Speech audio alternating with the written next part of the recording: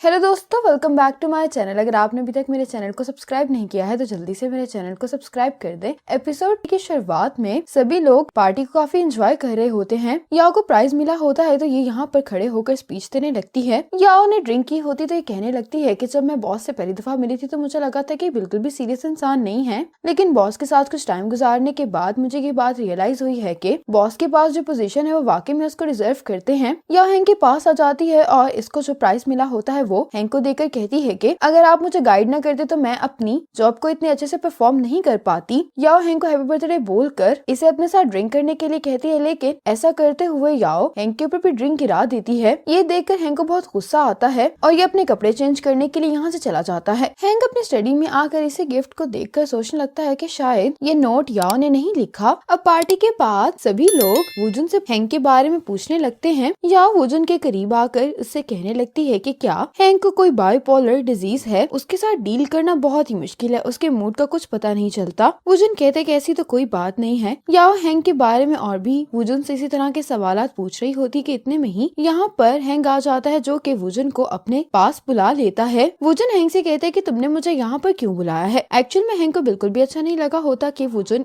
इतना करीब खड़े होकर याओ से बात कर रहे, तो ये कहने लगता है कि तुम मेरे पार्टनर हो, इसलिए तुम्हारा अपने किसी भी एम्प्लॉय से इतना क्लोज होकर बात करना ठीक नहीं है। वुजुन कहते हैं कि आखिर तुम कहना क्या चाह रहे हो। हैंक कहता है कि मैं बस तुम्हें याद दिला रहा हूँ कि तुम्हें अपनी फीमेल एम्प्लॉय से थोड़ा डिस्टेंस रखना चाहिए। वुजुन को तो इसकी बातें सुनकर गुस्सा आ रहा होता है कि पता नहीं इसको क्या हो गया है। अब बाओ रुई तेंगिंग के साथ वॉक कर रहा होता है तो तेंगिंग इससे कहती है कि तुम मेरे साथ वापस क्यों आ रहे हो। तो बाओ रुई कहते कि मैं तुम्हें ऐसे कैसे जाने दे सकता था। अपनी बात को बदलते हुए कहने लगता है कि ये सीनरी कितनी सुंदर है ना, तो मैंने सोचा कि क्यों ना तुम्हारे साथ वॉक कर ली जाए। वैसे भी खाने के बाद वॉक करना हेल्थ के लिए अच्छा होता है। तेंगिंग कहती कि तुम ये कहने की कोशिश कर रहे हो कि मैं मोटी हूँ। बाओरी कहते हैं कि मेरे कहने का मतलब ये नहीं था, मैं तो बस ये कहना चाह रहा हूँ कि तुम जो कुछ भी करोगी मैं उसमें तुम्हारा साथ दूंगा। तेंगिंग इसको कहती है कि तुम इतने नर्वस क्यों दिखाई दे रहे हो। तो बाओरी कहता है कि मैं तो नर्वस नहीं हूँ। ये सुनकर तेंगिंग बाओरी को किस करती है और इसे कहती है कि क्या तुम अभी भी नर्वस हो। ये सुनकर बाओरी भी इसको किस करने लगता है। अब हैंक सोने के लिए अपने बेड पर आ जाता है और ये याओ के बारे में सोच रहा होता है। याओ के बारे में सोचते सोचते हैंक सो जाता है। अब इतने में याओ हैंक के पास आकर बैठ जाती है, जिसको देखकर इसकी आंख खुल जाती है। हैंक याओ से कहता है कि तुम यहाँ पर क्या कर रही हो। याओ हैंक से कहती कि मैं आपको चाइल्ड देना चाहती हूँ। ये सुनकर हैंक कहने लगता है कि मैं भी सब के लिए तैयार नहीं हूँ। तो याओ कहती कि क्या आप मुझे पसंद नहीं करते। तो हैंक कहता है कि नहीं। ये सुनकर याओ जाने लगती है तो हैंक इसको कह रहा होता है कि नहीं, मैं तुम्हें पसंद करता हूँ। ये कहता हुआ हैंक याओ को रोक रहा होता है और इसी चक्कर में हैंक बेड से नीचे गिर जाता है और इसको मालूम होता है कि ये तो सिर्फ इसका एक सपना था।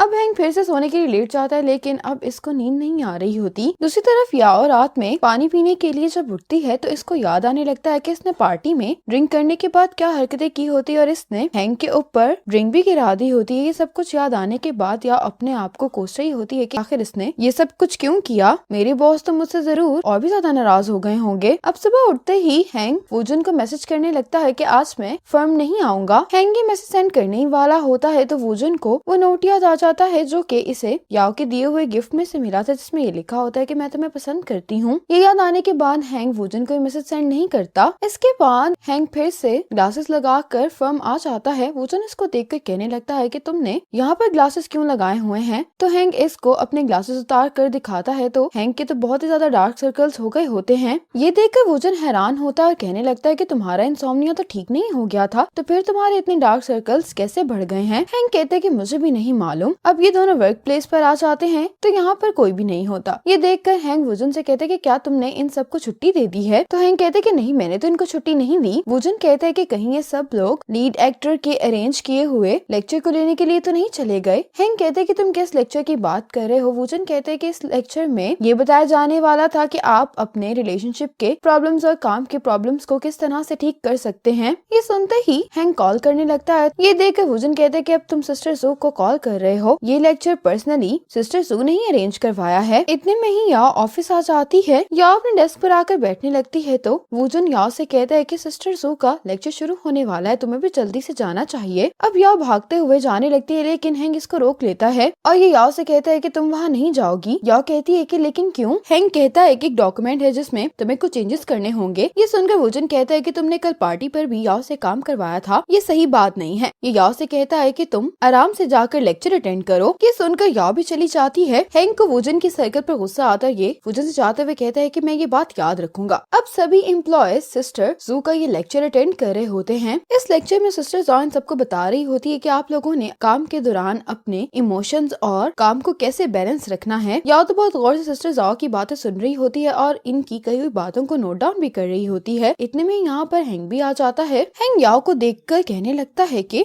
ये कितने गौर से लेक्चर सुन रही है, यहाँ तक कि ये पॉइंट्स को नोट डाउन भी कर रही है। इसने कल मुझसे अपनी फीलिंग्स कन्फेस की हैं, लेकिन क्या इसको नहीं लगता कि इसे मुझसे फेस टू फेस पे बात करनी चाहिए। लेकिन याओ सिस्टर जाओ की बातें नोट डाउन नहीं कर रही होती, बल्कि ऐसे ही ड्राइंग कर रही होती है। हैंक सिस्टर जाओ की बातों को सुनने के बाद सबसे कहने लगता है कि अगर दो लोग रिलेशनशिप में हो और वो एक ही कंपनी में काम करते हो तो उनके पास एक दूसरे के साथ गुजारने के लिए ज्यादा वक्त होगा, और अगर कोलीग्स भी आपस में ज्यादा टाइम स्पेंड करें तो वो लोग भी एक दूसरे को समझ पाएंगे और इस तरह से उनके काम करने की एफिशिएंसी बढ़ जाएगी। ये बात कहता हुआ हैंक याओ की तरफ देख रहा होता है। अब सिस्टर जाओ याओ से कहने लगती है कि तुम इतनी देर से मेरा लेक्चर नोट कर रही हो, तुम्हारा इस लेक्चर के बारे में क्या ओपिनियन है। पहले तो याओ हेजिटेट कर रही होती है, फिर ये कहने लगती है कि मुझे लगता है कि काम के साथ साथ प्यार भी बहुत जरूरी है, क्योंकि बहुत ही कम लोग होते हैं जिनको जिंदगी में सच्चा प्यार मिलता है। याओ की ये बात सुनकर हैंक बहुत हैरान होता है। अब हैंक अपने ऑफिस में आने के बाद ग्रुप चैट में एक सवाल पूछता है कि अगर आपकी कोई कोलीग आपकी बहुत केयर करती है तो इसका क्या मतलब है। तो इसको रिप्लाईज आते हैं कि इसका मतलब यही है कि वो आपको पसंद करती है। अब हैंक तो इन्हीं बातों को सोच रहा होता है। इतने में यहाँ पर याओ हैंक के लिए कॉफी लेकर आती है। याओ हैंक से कहती है कि आज हम लोग क्यों ना साथ में डिनर के लिए चलें, लेकिन हैंक के मुंह से ये निकल जाता है कि मैं तुम्हारे साथ डिनर पर नहीं जाना चाहता। याओ को ये सुनकर अच्छा नहीं लगता, कहती है कि ठीक है, जैसे आपकी मर्जी बॉस। ये कहकर ये हैंक के ऑफिस से बाहर आ जाती है। इसके जाने के बाद हैंक अपने आप से कहने लगता है कि मैंने याओ को इनकार क्यों किया, मुझे तो उसकी ऑफर को एक्सेप्ट करना चाहिए था।